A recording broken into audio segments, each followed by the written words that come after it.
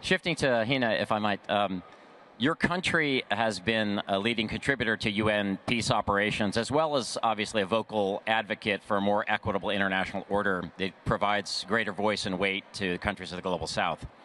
I'd like to get your assessment of potential reforms to both the composition and decision rules of the UN Security Council.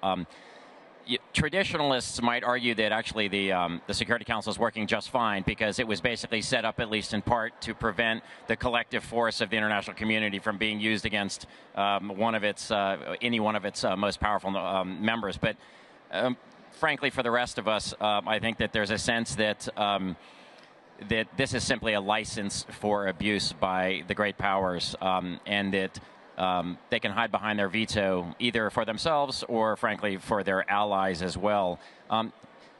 Do you have thoughts about what could be done to make a more equitable and just order that might involve at the United Nations, and what can be done when the Security Council is blocked? Is there more of a role for the UN General Assembly, which has obviously, in the context of Ukraine, been increasingly asserting itself, or do you have visions or aspirations for Security Council reform? Okay, so thank you. And, it's very interesting that sitting in the moment that we're sitting in history right now, where we are perhaps making the most, mistakes of a proportion that history is certainly going to judge us. We're not going to judge ourselves right now. We're going to let it pass. But history is going to certainly stand judge to the moment. And we still think that we can continue to talk about good intentions, our ability to have a just and fair order. I don't think we intend to have a just and fair order. The intention will have to come before anything else. I think we do not will to have a just and fair order. Let's pause for a moment and look at the moment that we're sitting in.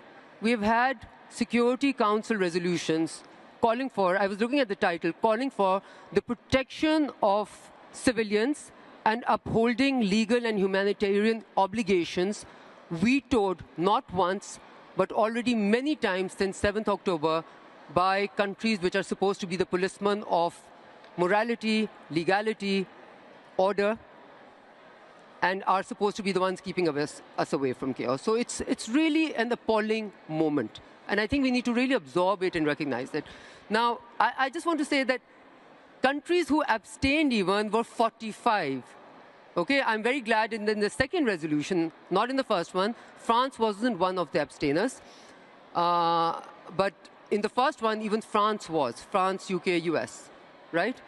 And in the second one, you have still the UK, countries like India, who we are projecting to be the next Security Council members so they can to be the abstainers. And what are we seeking? What is the multilateral system seeking over there through the Security Council resolution? Protection of civilians and upholding legal and humanitarian obligations. So if we cannot, as humanity, come to agree on that, I think we should close the book of how to reform and start questioning our will to do so. At the same time, where, Gassam talked about the word hypocrisy, we see that all over the world being used quite excessively because it should be used. We have, we're sitting here talking about multilateralism, whether it will work or not. We've seen the statement of Antonio Guterres, who happens to be the Secretary General of the United Nations.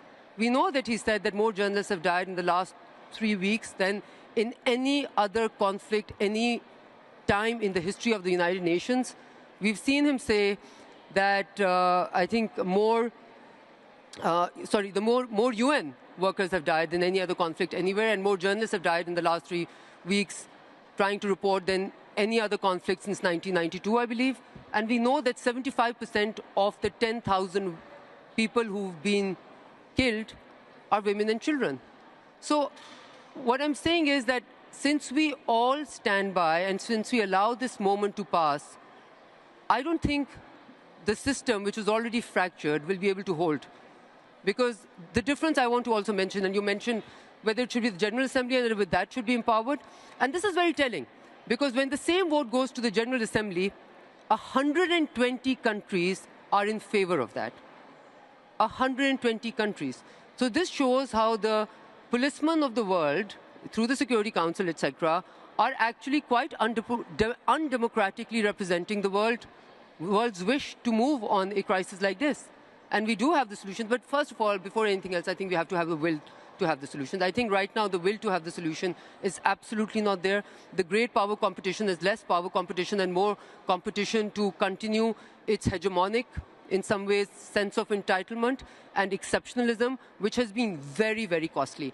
And as somebody who sits on the other side of the planet, I can tell you that war has come to Europe now, and you can feel the effects of war. War has been in my parts of the world for the last 3 decades, and we have been seeing its impact. So I am right now at the most pessimistic that I have been in the last 46 years of my life, certainly in the last 22 years since I've been in government. And I feel now we're at a moment where we are at precipice, and something will have to give way. Either this will break completely, and there will be more chaos which will not be managed, because words, you cannot use the language of peace to propagate war anymore. You cannot use the language of security to deliver on insecurity. So it's not going to hold. We got away with it. This is far too much, because we are all watching it. We are all witnessing it as we speak. And I think humanity and humans all over the world are reacting. Thank you very much. Very eloquent,